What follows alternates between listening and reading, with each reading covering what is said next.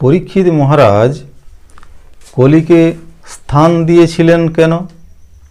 শ্রীমদ্ ভাগবত বলছেন, যৎ ফলম নাস্তি তপসা ন যোগেন সমাধিনা তৎফলম লভতে সম্যক কলৌ কেশব কীর্তনাৎ। যে ফল তপস্যার দ্বারা লাভ করা যায় না, যে ফল যোগ সমাধির দ্বারা লাভ করা যায় না, সেই ফল কলিযুগে ভগবানের নাম কীর্তনের দ্বারাই লাভ করা যায়। সেই জন্য পরীক্ষিত মহারাজ কলিকে স্থান দিয়েছিলেন। আবার নানুদ্দষ্টি কলিং সম্রাট সারঙ্গৈব সারভুক কুশলানাসু সিদ্ধন্তে নেত্রাণি কৃতানি যৎ। ভ্রমরের মতো সারগ্রাহী রাজা পরীক্ষিত কলির প্রতি বিদ্বেষ মনোভাব পোষণ করেন নাই।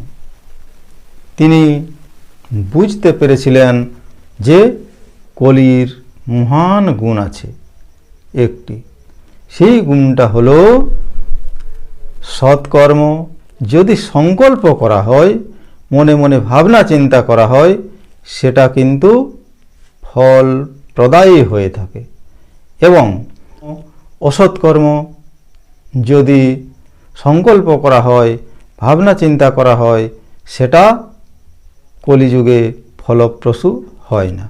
যতক্ষণ না অসৎকর্মটা বাস্তবিকতার সঙ্গে অনুষ্ঠান করে শরীরের দ্বারা করা হচ্ছে, ততক্ষণ পর্যন্ত সেটা ফলপ্রসূ হয় না।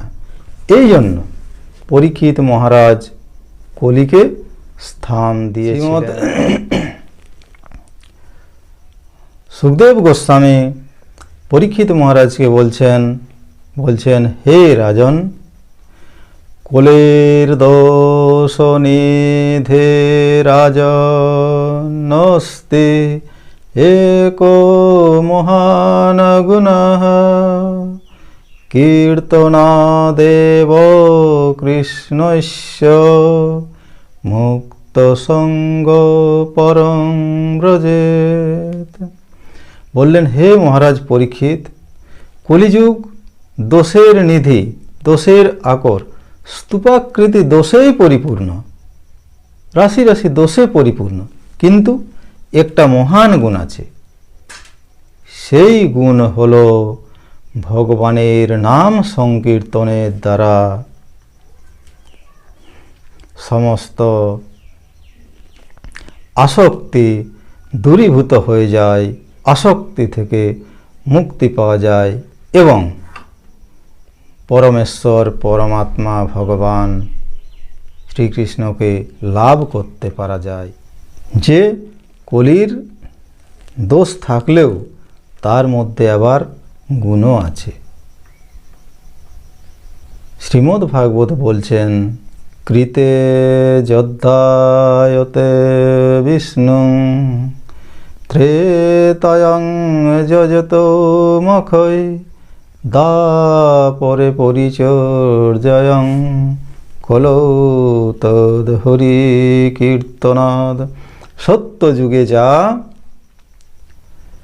ভগবানের আরাধনার দ্বারা, ধ্যানের দ্বারা লাভ করা যেত, ত্রেতা যুগে যজ্ঞের দ্বারা এবং দাপরে সেটা ভগবানের পূজা উপাসনার দ্বারা লাভ করা যেত, তা কলিযুগে ভগবানের নাম সংকীর্তনের দ্বারাই লাভ করতে পারা যায়। বললেন যে হরির নাম হরির নাম হরির নামৈব কেবলম কলৌ নাস্তেব্য নাস্তেব্য নাস্তেব্য গতিরন্যথা। সেই জন্যে কলিযুগে ভগবানের নাম শ্রবণ কীর্তন এবং জপ।